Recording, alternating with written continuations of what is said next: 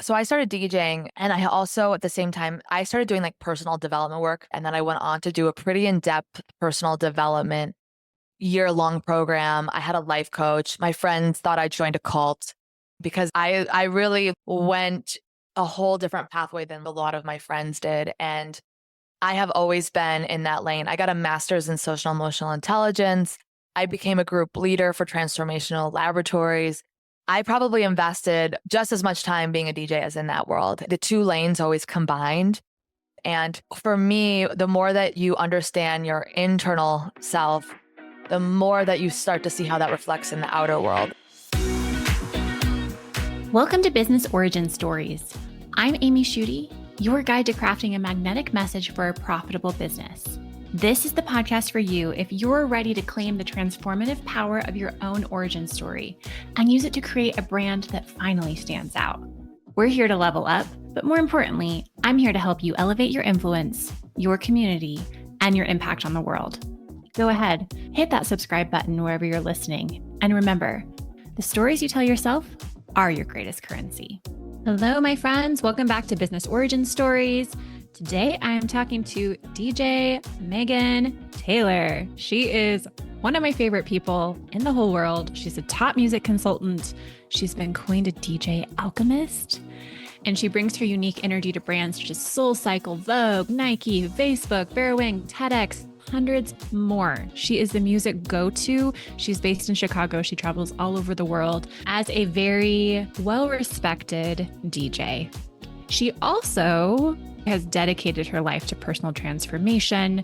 She's very spiritual, very tapped in. She helps with retreats. She helps with book launches. She is a brand consultant as well. Megan is paving her own way in the world, and she's doing it in style. And I have loved getting to know her and watching her and just do it differently, which I think is such a beautiful permission slip for other people. She goes deep in this interview and gives us such good, juicy tidbits. And we talk a lot about how she has her business set up, which is really neat, but then what happened during COVID and how she needed to flip the script and what that was like. And so it's a great episode for anyone who is just needing a little bit of inspiration and guidance. So with that, help me welcome DJ Megan Taylor. DJ Megan Taylor, we've got you. How are you, friend? Hi, I'm great. It's so good to be with you and see you. Oh, it's so good to see you. Can you tell everyone where you are right now? Absolutely. Yeah, I'm in Chicago, Illinois. That's where I am based. And I actually just got back from an amazing like detox retreat in Baja, Mexico. So I'm feeling like at this moment, so rested, so cleansed. And I just had the most fabulous week. I went with my best friend, Jessica, who you know, and this is the fourth year we've done this. So we found this woman in Baja, Mexico, who basically like it's a private retreat where you go to her property, which is in this like little strip on Baja, Mexico, on the Sea of Cortez, and you detox. So you basically drink a lot of smoothies. You have one meal a day. You can kind of go as hard or as not hard as you want. We tend to go deep, but also she's basically detoxing like the liver and the gallbladder with doing other cleanses. But beyond that, it's you rest, you swim, you do hikes, you do a day with a shaman. And what I will say about what she has built there is it's really based on sort of 5D and new earth properties, which I just feel is like the new paradigm that we're moving into. And so for me, it's like a week of really unwinding from my doing, from my overachieving, from my feeling like my only value is when I'm producing, and to really get into a different frequency. And it is really, really magical. And so it's the best time. So we've loved it so much. We've come back, and this is our fourth time doing it. And the woman, Tanya, that runs it is really an earth angel, and she's the reason it's so good. Sounds amazing. And I love that you were able to stop the doing for a little bit, because I think that is the secret to being a really powerful entrepreneur, especially in the world we're living in right now, is to calm down from all that doing and do more of the being. And you've kind of built your life and your business around that model of doing what you need to do and then just really being in the world, which is why I'm so excited to talk to you today. I feel like I have battled. Everyone has, right? That doing versus being. And while being sounds amazing, we all know that like when we are sort of in more of a receiving mode, we're not pushing, we allow things to come to us, but it's so opposite of how we've been conditioned and I've been conditioned. And so I've done a lot of work, I would say, or put a lot of effort into unwinding all of that from me for in a lot of different modalities in a lot of different ways. And I'm starting to understand that I'm not meant to push all of the time. I can have seasons of pushing. And so, but I'm also deeply uncomfortable with just resting and waiting. And so it's sort of like I've also had to teach my body how to allow myself to be in that vibration and then not feel scarce when it is slow. And so I feel like I'm constantly sort of like teetering on that line. And I really do believe, and I think it's just also, I'm older in my entrepreneurial career to trust more in seasons of abundance and sprinting. And I just don't really want to, it's not that I don't want to work as hard. I just want to work differently. And one of the things I've created with my life as a DJ and being an entrepreneur is having a lot of freedom. And I've realized that freedom is such a big value for me to create my own life and schedule my own time.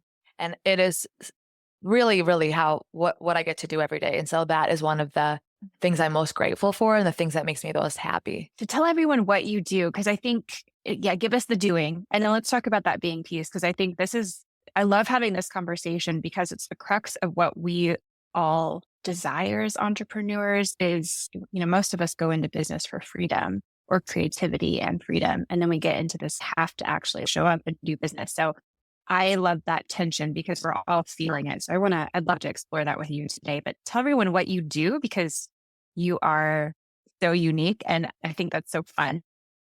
I'm mostly known as DJing. So DJ Megan Taylor. And so primarily how, what a lot of my business is I DJ. So I DJ mainly private events, which are like high-end weddings. I do a lot of corporate events, a lot of events for brands, and then just a lot of social parties. 50% of my work is in Chicago and I travel a lot as well.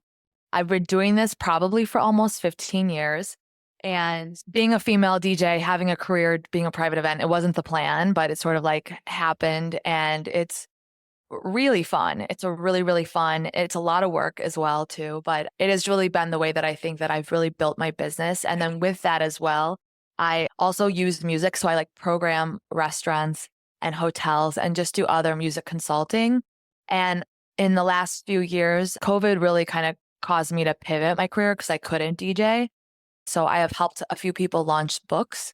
And then I'm kind of in the retreat world now as well. So I help others host retreats, kind of more from a production standpoint and producing.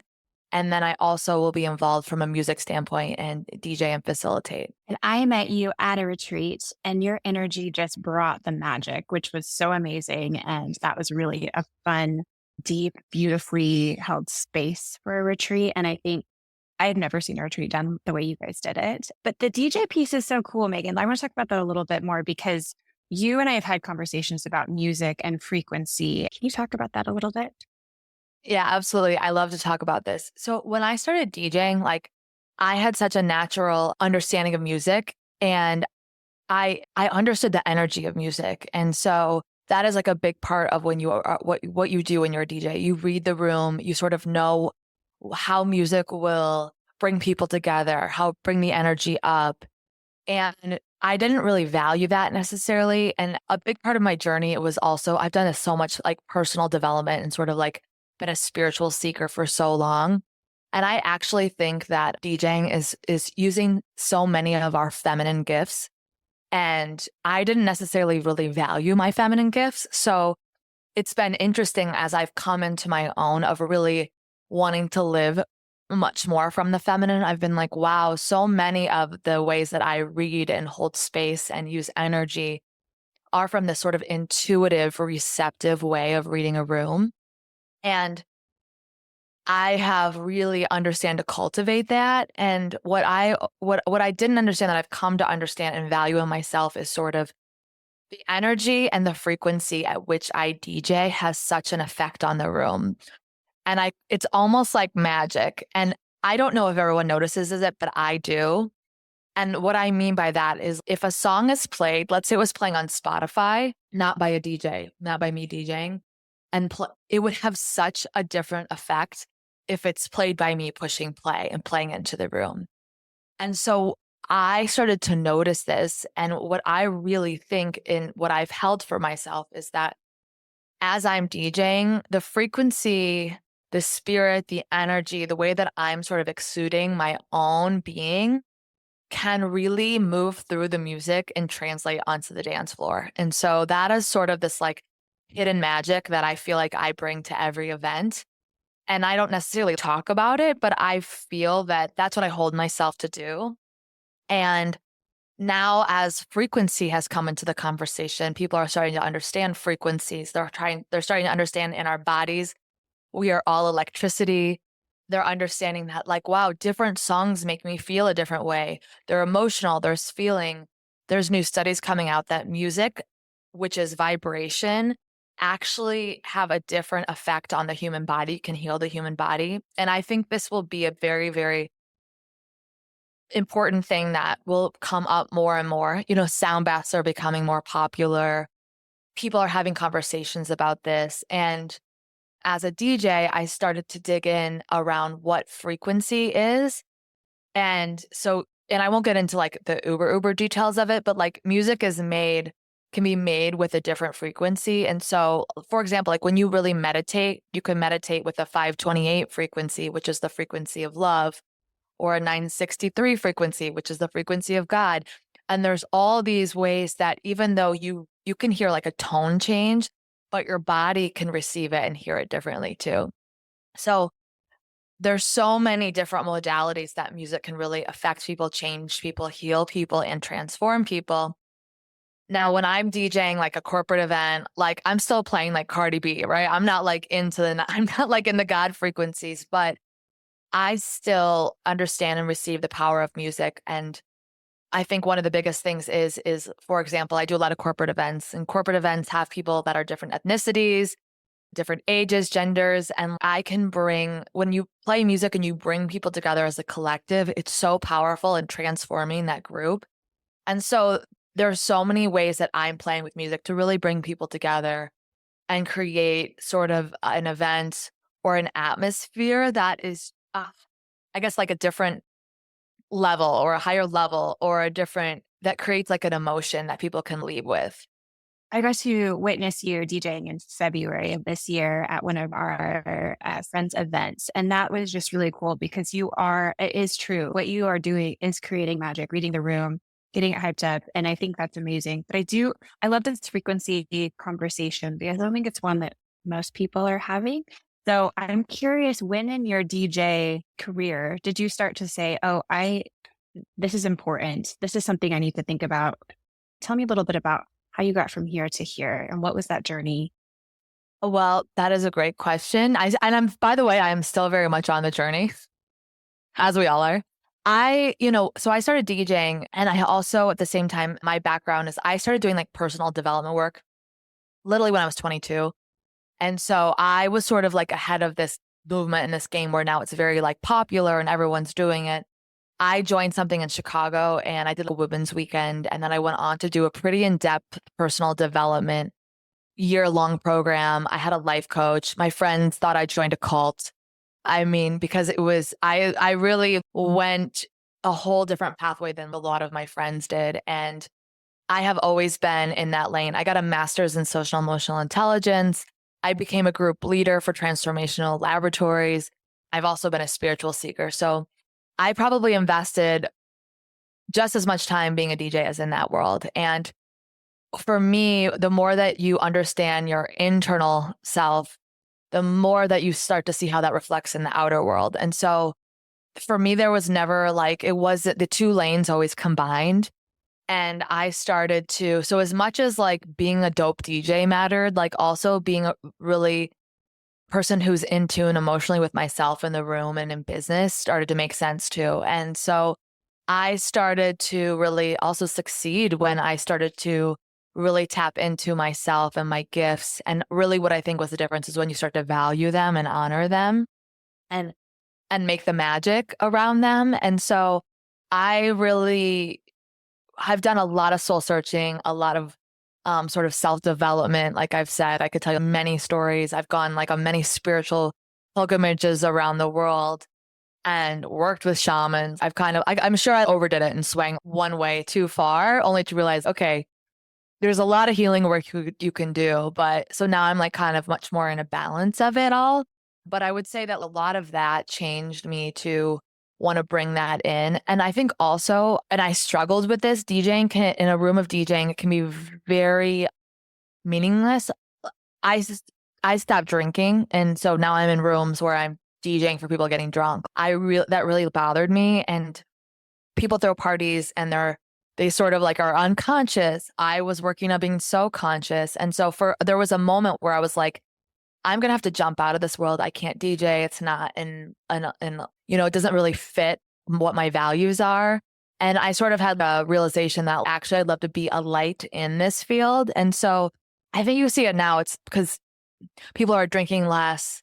There's sort of this sort of conscious tone to a lot of DJing, ecstatic dance and things like that. But there's still also a lot of partying that goes on. And I just decided to really remain true to myself and bring a different note and tone and consciousness to this. And that kind of helped me find a way to pave it. So I just decided to be my full self, and it didn't hurt anything. I think a lot of people, I've gotten hired because I don't drink, which is wild in DJing.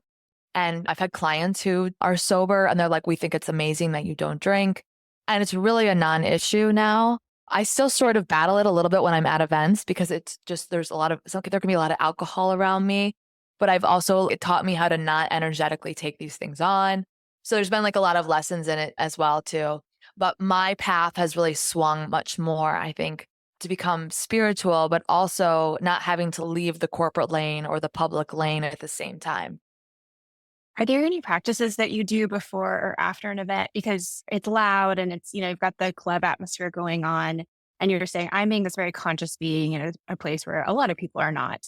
What are you doing to walk into that room and walk out of that room as your whole self and to keep that integrity all the way through? Because you're traveling all over the world. You're always on a plane. You're always around other people's energy. And so I'm curious how you're holding both well. Great question. I've definitely been taken down. This is like a skill that I'm like learning over and over how to perfect. But the crazy thing is, well, because I think you're very much the same. Like you're sensitive, you're an empath. Like so many people, you can talk to a client and then you leave and you're like sort of like taken out. I think it's a practice for all of us that have these like amazing sensitivities and how to energetically like not be protected in our space, but also be sovereign in a space. And one of the things is that I actually think DJing has taught me the most. It's like it's like a practice round for not energetically taking, like I'm way better in a DJ space than I am with like a group of friends sometimes and not taking things on, because I have sort of learned how to walk into a room. There could be 500 people. And I think the way I hold myself is I just have a very protective energetic bubble around myself. Now, I don't go in there and I'm like, oh, I'm in an energy bubble. I have done that for sure. I've brought sage, I've brought sprays, but I've also learned so when I'm there, I hold myself, I'm in the party, but I'm not of the party. And I keep myself really in my really, really strong field. And it's just sort of what it takes. And so I think I do that like just with practice and being intentional about it. And so, because what will happen is I'll be 3 hours into an event. I'm very anxious. It's very stressful. And all of a sudden someone will come up to me out of nowhere and they'll be like wanting to have a conversation, or they'll be like, can you play this song? And it can throw me off. Like I just have really learned how to not take on whatever is what's going on with them. And it's been such a good practice for life. And then when I leave, I will come home and I also take salt baths and I like cleanse myself and I make sure that I'm sort of as clear as I can be before I go to sleep. I do the same thing with airplanes and I do the same thing with travels. And so if I'm feeling a little off, I have to learn to tend to it. And honestly, like showering is like the biggest thing for me because I'm like a water person too. But I will say that before, what I used to do is I used to feel it, but I just keep moving. And now I actually acknowledge it and try to like just do something small that can change sort of like how I energetically feel. And that could just be saying like taking breaths. That could be, the whole copal, sage. It could be like the whole thing. No, as woo as you want to get. And also, I just want to say one big thing, and I think this is really true for entrepreneurs. So I worked with a coach as I was really working on healing some trauma from my childhood. So I was working on not being a people pleaser. I was working on being able to be trusting my own body and my own intuition. And one of the things that I was doing, I would say 2 years ago, was I was taking on anything that came my way. So if I had an opportunity, I would take it on. If I was too busy, if I wasn't the right amount of money, I was just such a yes person.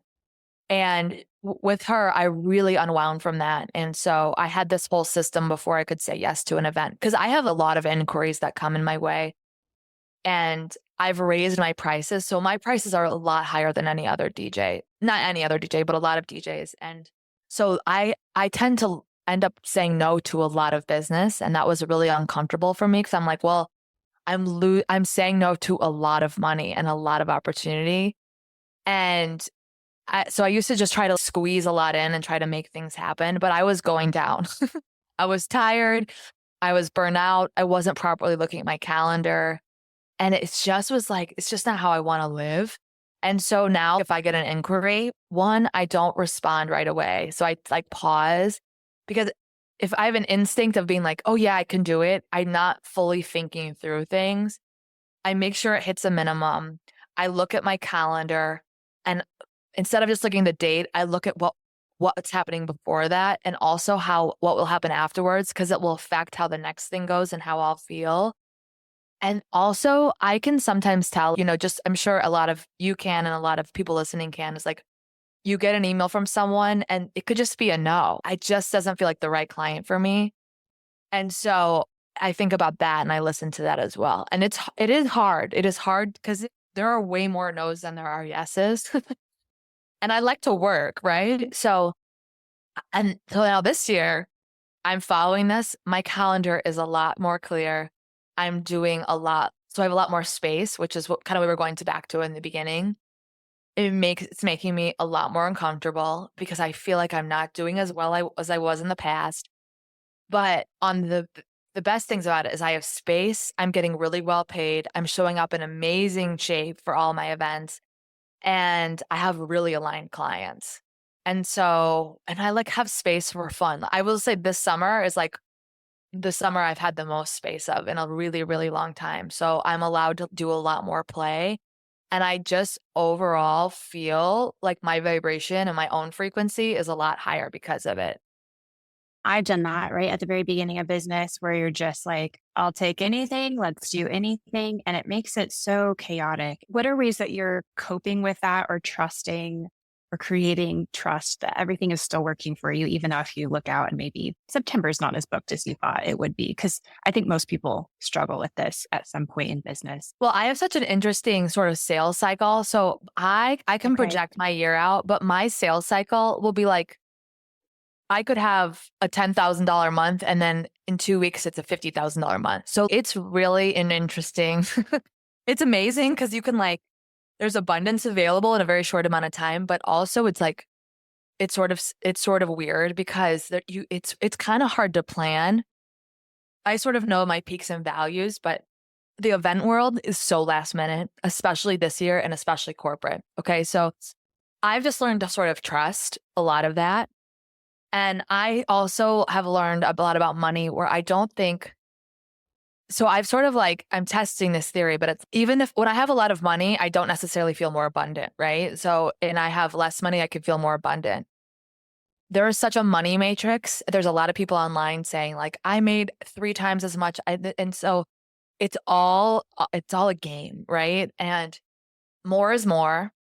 And I definitely have goals. I definitely have a quality of life and a way of life I'd love to have, but not at the cost. And so the more I am grounded in my values and really grounded in sort of grounded in how I feel about my life in the moment, I'm able to sort of like not hear the noise about making more money. And I think that that has been like a really, really, really important. So like right before I went on this cleanse, I felt my events, I had a really big May and a really big June, but I also had more space in there. I just felt on top of my to-do list. I felt like I was nourished with friends and playtime. And I had a really clean home and my to-do list wasn't crazy. I was so happy. And if we don't take the moments to really, I think, celebrate those things, we'll kind of get stuck in sort of that scarcity cycle. And then I also will say, I also use my masculine though. I have systems where I'm looking at sort of my projection. I'm looking at my numbers all of the time. I'm looking at my months. So I'm also very clear on what I have and what I'm not. And that gives me a lot of security and a lot of base. And I'm also not trying to read into if the economy is strong or not. Like I try not to pay attention to those things. That is information that will affect me.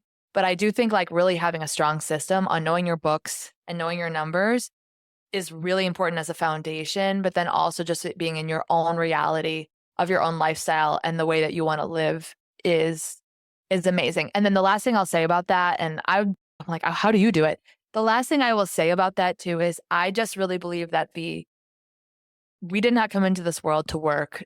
We did not, and I get to say this with a lot of privilege, and I came in to create, like not everyone can do this, and I know that. So I'm speaking for my own circumstances, but I know that I did not come in here to work my entire life, and I believe that the earth that we are creating is and the way that we create work and money and abundance for our lives is from a different energy in a different way. I'm leaning into that. I want you to go back to 2020 and that pivot that you took, because I think they kind of combine, right? Where you're saying all of this abundance is there for you. Use the feminine, use the masculine to create these things, but we get to do these things in the new paradigm. But more, how did you get there? Well, there was two things that I think that really helped me unwind from this. One with COVID. So when COVID happened, my calendar was full of corporate bookings and conferences. So when COVID hit hard in 2020, I lost $90,000 was canceled for me in 2 weeks because I had all these like corporate contracts. I had this huge contract with United Airlines with 40 events with them through the summer and fall.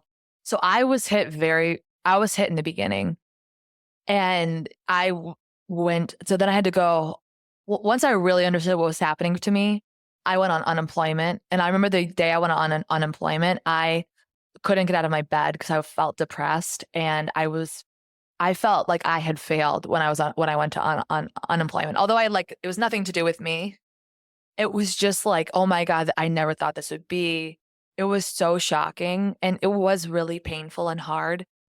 And that summer though, because I couldn't work, I really unwound. I was so attached to my career. I was DJ Megan Taylor. And I didn't know really underneath how my own being and my character was so tied to myself as a DJ and what I produce. And when that is taken away from you, you are really forced to figure out who you are. And honestly, then that summer, I was like, it was the best summer. I'm like, I'm free.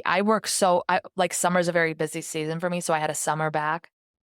I played as much as I could. It was a weird year, and it was in Chicago. So we were kind of like shut down, but I still managed to have a lot of freedom. And then I got into a relationship because I always thought that these men I dated were unavailable. I was very unavailable. And I got to sort of unwind from myself as this DJ Megan Taylor character, which was really, really helpful. And I did that for a long time. And then I tried to do some career pivots, and I failed at some of them. That's when I decided to really, really stop drinking. And sort of like when in that moment, like everything that I knew how to do things weren't working. So I just sort of started to radically take some leaps. So I asked my friend Jessica, who I hosted the retreat with, I was like, Jess, why don't you hire me to launch your book? I know nothing about book launches, but she thought it was the best idea. And actually not knowing anything about a book launch and thinking of strategy was amazing because you just have to be so creative in that. And I moved to Tulum because I was like, why would I live here? It's sort of like because I was just so out of ideas, it just forced me to be creative and think of new ideas. And that was one way that sort of unhooked me from my very robotic self and doing what I've always done. And then I'll say the other thing is that I think this is big for women, is that my doing was so wrapped up into sort of like childhood trauma, I would say. And so I had ways that and I think that women do this, is that we are overriding some maybe more like emotional things that we need to heal inside of us with the ways that we cope and the way that we do things at work. And that is the hard work to do. That is like looking, in the closet, looking at the shadows. I am such a proponent of people doing their sort of growth work, whether that's in therapy. I use psychedelics, I did so many modalities to really understand what is keeping me grips at being this good girl that needs to achieve in a certain way and has to be somewhat thriving in hitting these marks.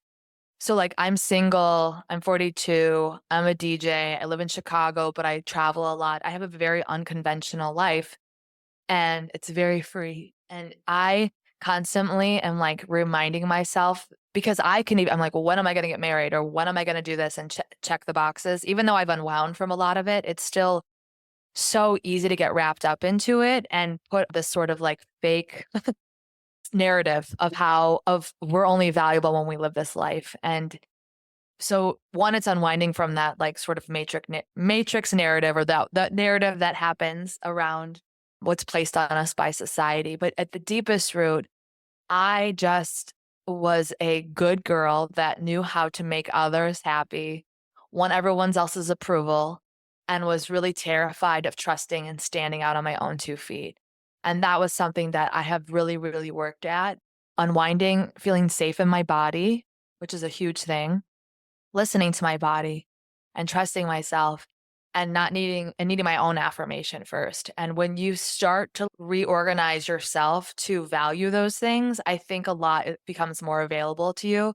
But I think it's really hard to override that when you still have sort of those things unhealed in your body. So that was like really, really the big root and the catalyst for a lot of the changes that I made.